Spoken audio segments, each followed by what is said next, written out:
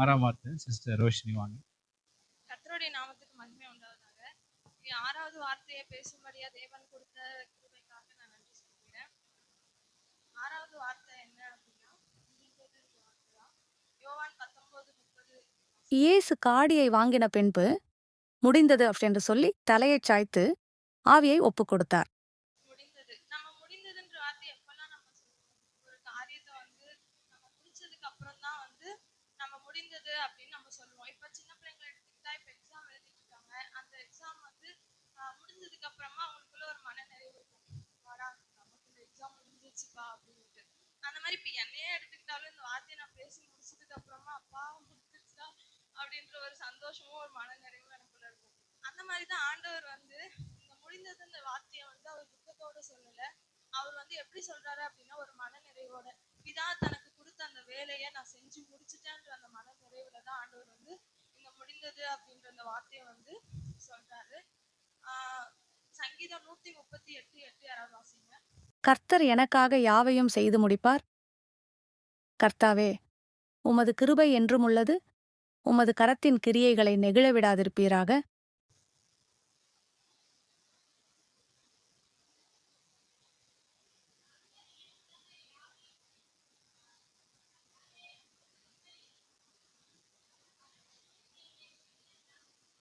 கர்த்தர் எனக்காக யாவையும் செய்து முடிப்பார் அப்படின்னு.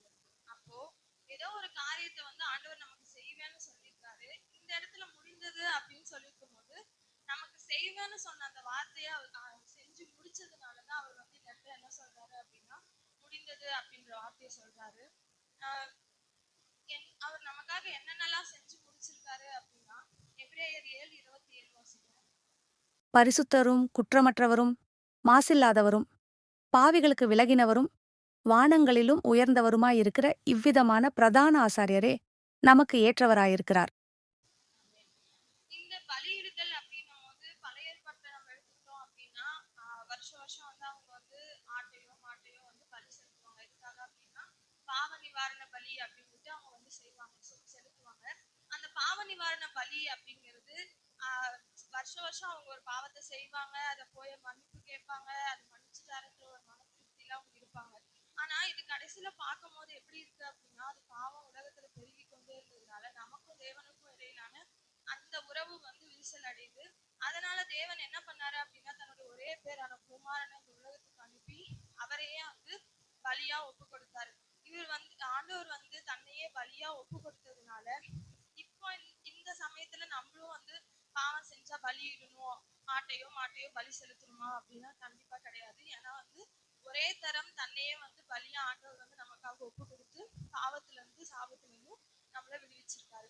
இத வந்து அந்த சிலுவையில வந்து ஆண்டவர் வந்து பலியிடுதல நிறைவேற்றி முடிச்சிருக்காரு. அடுத்து வந்து யோவான் 1:29. மறுநாளிலே யோவான் இயேசுவை தன்னிடத்தில் வரக்கண்டு, இதோ உலகத்தின் பாவத்தைச் சுமந்து தீர்க்கிற தேவ ஆட்டுக்குட்டி. நம்ம பாவத்தை சுமந்து தீர்க்கிற தேவ ஆட்டுக்குட்டி யாரு அப்படின்னா இயேசு கிறிஸ்து தான். அவர் வந்து நம்மளுடைய பாவங்களை அவர் ஏற்றுக்கொண்டாரு. அவர் வந்து பாவம் செஞ்சாரா அப்படின்னா கண்டிப்பா கிடையாது. அவர் வந்து பரிசுத்தர், பாவத்தை பாராத சுத்த கண்ணர் யாரு அப்படின்னா நம்ம இயேசுப்பாதான். அவர் வந்து பாவத்தையே பாராத சுத்த கண்ணரா இருந்தாலும் நம்மளுடைய பாவங்கள் நம்ம செஞ்ச ஒவ்வொரு கிரியைகள் தப்பான காரியங்கள் பாவங்களை வந்து அவர் ஏத்துக்கிட்டு தன்னையே வந்து பலியா ஒப்பு கொடுத்திருக்காரு. அவர் வந்து இந்த பாவங்களை சுமந்ததுனால நம்ம இன்னைக்கு மன்னிப்பையும் மீட்பையும் பெற்றிருக்கோம். பாவத்தோட சம்பளம் வந்து என்ன அப்படின்னு நம்ம வாசிக்கிறோம் அப்படின்னா மரணம். பாவத்தின் சம்பளம் மரணம். இந்த மரணத்துல இருந்து நம்மளை மீட்கதான் அவர் நம்மளுடைய பாவங்களை ஏற்றுக்கொண்டு நமக்கு நித்திய ஜீவனை வந்து இலவசமா பெற்று கொடுத்திருக்காரு. அடுத்து வந்து கலாத்தியர் 3:13. மரத்திலே தூக்கப்பட்ட எவனும் சபிக்கப்பட்டவன் என்று எழுதியிருக்கிறபடி கிறிஸ்து நமக்காகச் சாபமாகி நியாயப்பிரமாணத்தின் சாபத்திற்கு நம்மை நீங்களாக்கி மீட்டுக்கொண்டார். மரத்திலே தூக்கப்பட்ட எவனும் சபிக்கப்பட்டவன். அப்போ அவர் வந்து அந்த சிலுவை மரத்துல அடிக்கப்பட்டிருக்காருன்னா அவர் அவ்வளவு சாபமானவரா? அவர் கிடையவே கிடையாது. நம்மளுடைய சாபத்தை, நம்மளுடைய முன்னோர்களுடைய சாபத்தையும் நம்மளோட சாபத்தையும் பாவங்களையும் அவர் ஏற்றுக்கிட்டதுனாலதான் இந்த இடத்துல வந்து நமக்காக அவர் வந்து சாபமா இருக்காரு. அவர் சொல்ல ஆகும், அவர் கட்டளையிட நிற்போம். ஆனா அப்படிப்பட்ட தேவனே வந்து நம்மளுடைய பாவத்தையும் சாபத்தையும் எடுத்துக்கொண்டு இந்த இடத்துல வந்து சாப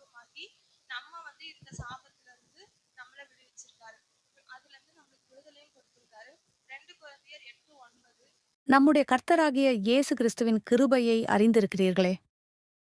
அவர் ஜசுவரியமுள்ளவராயிருந்தும் நீங்கள் அவருடைய தரித்திரத்தினாலே ஜசுவரியவான்களாகும்படிக்கு உங்கள் நிமித்தம் தரித்திரரானாரே. ஆமென்.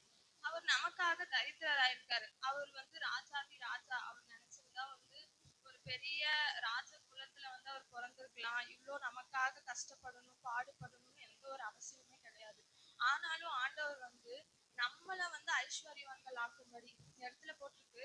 நீங்கள் அவருடைய தரித்திரத்தினாலே ஐஸ்வர்யவான்கள் ஆகும்படிக்கு உங்கள் நிமித்தம் தரித்திரனாராம். அப்போ நம்மள ஐஸ்வர்யவான்களா ஆக்கும்படியா, நம்ம ஏழ்மையில இருந்து நம்மள தூக்கும்படியா ஆண்டவர் வந்து என்ன இந்த இடத்துல வந்து தரித்திரர் ஆனார். நமக்காக இது எல்லாத்தையுமே ஆண்டவர் நம்முடைய பாவத்தை செஞ்சிருக்காரு, நம்ம நோய்களை குணமாக்கியிருக்காரு, பலியிடத்துல நீக்கியிருக்காரு. இது எல்லாத்தையுமே ஆண்டவர் வந்து நமக்காக செஞ்சு முடிச்சதுனாலதான் இந்த இடத்துல வந்து முடிந்தது அப்படின்ற வார்த்தையை சொல்லியிருக்காங்க. நம்மளுக்கு இதெல்லாம் அவர் செஞ்சு முடிச்சதுனாலதான் நமக்கு வந்து இன்னைக்கு மீட்பும் மன்னிப்பும் ரட்சிப்பும் உண்டாயிருக்கு. இப்போ ஆண்டவர் வந்து யோவான் 17:4 சொல்லியிருப்பாரு, பூமியிலே நான் உங்கள் மகிமைப்படுத்தினேன், நான் செய்யும்படி நீர் எனக்கு நியமித்த கிரியையை செய்து முடித்தேன். அப்போ அவர் வந்து இந்த இடத்துல இந்த காரியத்தை எல்லாம் நமக்காக செஞ்சு முடிச்சதுனாலதான் நம்முடைய பாவங்கள் சாபங்கள் எல்லாத்தையும் துக்கங்கள் அக்கிரமங்கள் எல்லாவற்றையும் அவர் ஏற்றுக்கொண்டு அந்த சிலுவையில கடைசி சொட்டு ரத்தம் வரைக்கும் தேவன் நமக்காக செஞ்சு முடிச்சதுனாலதான் ஆண்டவர் பிதா கிட்ட அவர் சொல்றாரு, பிதாவே நீங்க எனக்கு கொடுத்த காரியத்தை நான் செஞ்சு முடிச்சிட்டேன் அப்படின்ற ஒரு மன நிறைவு அவருக்கு இருக்குது. அது மட்டும் இல்ல, புதிய ஏற்பாட்டுல எடுத்துக்கிட்டா 12 சீஷர்கள் எடுத்துக்கிட்டா அந்த 12 சீஷர்களும் தனக்கு கொடுத்த வேலையை எல்லாமே வந்து முடிச்சிருக்காங்க. பேதுருவை எடுத்துக்கிட்டா பேதுருவை அழைத்ததுக்கான நோக்கம் வந்து யூதர்கள் மத்தியில ஊழியம் செய்யவும் அவங்களை ரட்சிக்கவும் தான். அதே மாதிரி அவர் செஞ்சு முடிச்சிருக்காரு. பவுலை எடுத்துக்கிட்டோம் அப்படின்னா பவுல் வந்து புறஜாதிகள் மத்தியில ஊழியம் செய்யதான் அழைக்கப்பட்டிருக்காரு. அவர் இந்த வேலையை செஞ்சு முடிச்சதுக்கு அப்புறமா அவர் சொல்லியிருப்பாரு, 2 தீமோத்தேயு 4:7 சொல்லியிருப்பாரு, நல்ல போராட்டத்தை போராடினேன், ஓட்டத்தை முடித்தேன் அப்படின்னு சொல்லி. அந்த மாதிரி எல்லாருமே வந்து தனக்கு கொடுத்த அந்த வேலையை வந்து சரியா செஞ்சு முடிச்சிருக்காங்க. ஏசப்பா பிதா தனக்கு கொடுத்த வேலையை செஞ்சு முடிச்சிருக்காரு. அது போல நம்மளை ரட்சித்ததற்கும் ஒவ்வொரு நோக்கம் இருக்கும், ஒரு திட்டம் இருக்கும். அதையும் நம்ம சரியா செஞ்சு முடிக்கணும். நம்ம ரட்சிக்கப்பட்டிருக்கோம் அப்படின்னா அது வந்து சும்மா இல்லை, அது எவ்வளவு பெரிய விலையேற பெற்றது. இந்த ரட்சிப்பை நம்ம வீணா எண்ணக்கூடாது. 2017 தான் வந்து இந்த மாதிரி ஒரு குட் ஃப்ரைடே அப்பதான் வந்து நான் ரட்சிக்கப்பட்டேன். என்னதான் சின்ன வயசுல இருந்தே நான் கிறிஸ்துவுக்குள்ள வளர்ந்த பிள்ளையா இருந்தாலும் அந்த குட் ஃப்ரைடே அன்னைக்கு சபைக்கு போயிட்டு வந்து அந்த தேவனுடைய பாடுகள் எல்லாம் அந்த பாடல்கள் எல்லாம் கேட்கும் போதுதான் தேவன் எனக்காக தான் மரிச்சிருக்காரு, அவருடைய அன்பு புரிந்து கொள்ளும்படியா தேவன் இறக்கம் பாராட்டி அந்த நாள்ல என்னை ரட்சித்து இது வரைக்கும் கொண்டு வந்திருக்காரு. இந்த மாதிரி நம்மள ஒவ்வொருவரையும் ரட்சித்திருக்காரு அப்படின்னா அதுக்கு ஒரு அழைப்பும் நோக்கமும் கண்டிப்பா இருக்கு. அந்த அழைப்பை நோக்கி இவங்க எல்லாரும் முடிக்கணும்.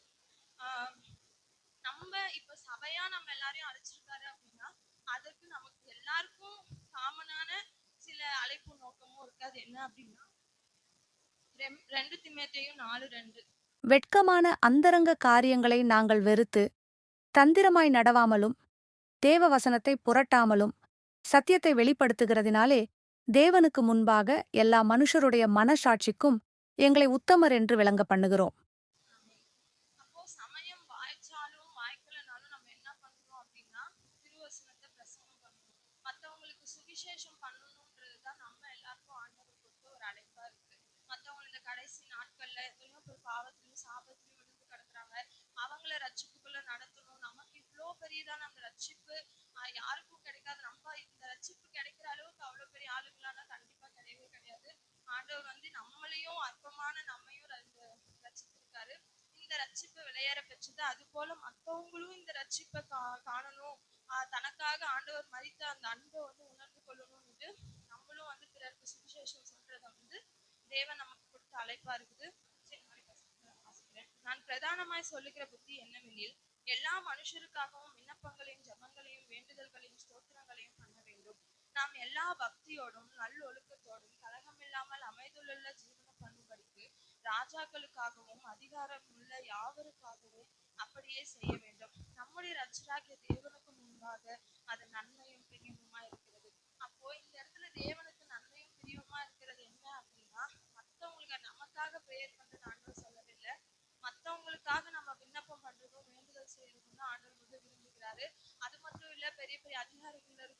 ராஜாக்களுக்காகவும் நம்ம ஜெபிக்க வேண்டியது நம்ம மேல வந்து கடமையா இருக்குது. இந்த அழைப்பை வந்து நம்ம கண்டிப்பா செஞ்சு முடிக்கணும். அது மட்டும் இல்ல, இப்போ நம்ம ஒவ்வொருவருக்குமான இது வந்து பொதுவான அழைப்பு. நம்ம ஒவ்வொருவருக்கும் அழைச்சிருக்காரு அப்படின்னா அதுக்கான தனிப்பட்ட ஒரு அழைப்பு, ஒவ்வொருத்தருக்கும் தனிப்பட்ட அழைப்பு இருக்கு. அதை பத்தி தெரியல அப்படின்றவங்களும் நம்ம என்ன பண்ணலாம் அப்படின்னா, தேவ சமூகத்துல போய் முழங்கால் படிட்டு ஜெபம் பண்ணி வேத வாசிப்பு மூலமா, ஆண்டவரே எனக்கு நீர் என்ன எதுக்காக அழைச்சிங்க, உங்களுடைய அழைப்பு என்ன அப்படின்றத நம்ம வந்து ஆண்டவர்கிட்ட ப்ரேயர் பண்ணி பெற்றுக்கொண்டு அதன்படி செய்து நம்ம வாழலாம். அது ஆல்ரெடி எனக்கு இதை பத்தி தான் நான் வாழ்ந்துட்டு இருக்கேன், அந்த வழியில தான் நான் வாழ்ந்துட்டு இருக்கேன் அப்படின்றவங்க இன்னும் வந்து தேவனுடைய மாமா மகிமைப்படும்படி அதை எப்படி சிறப்பாக செய்யணும்ன்ற அந்த ஞானத்தை தேவனே எனக்கு கொடுங்கன்னு ப்ரேயர் பண்ணி இதை நம்ம வந்து பெற்றுக்கொண்டு அந்த அழைப்பை வந்து இயேசு கிறிஸ்து எப்படிதான் தனக்கு கொடுத்த வேலையை வந்து செஞ்சு முடிச்சாரோ, அந்த ஒரு நீங்க எனக்கு கொடுத்த கிரியை நான் செய்து முடித்தேன் ஆண்டவர் வந்து அந்த சிலுவையில வந்து 6வது வார்த்தையை சொல்றது போல நம்மளும் வந்து கடைசி நாட்கள்ல தேவனுடைய வருகை வரும்போது நம்மளும் வந்து நம்மளுடைய அழைப்பை வந்து சரியா நம்ம செஞ்சு முடிச்சு, தேவனே நானும் இந்த ஓட்டத்தை நீ எனக்கு கொடுத்த அந்த ஓட்டத்தை நான் செஞ்சு முடிச்சுட்டேன் அப்படின்ற ஒரு மன நிறைவோடு நம்மளும் பரலோக ராஜ்யத்துக்கு வந்தடைவோம். பின்னே நடந்த அன்பின் சீஷன் போல் பற்றி வா சிலுவை வரை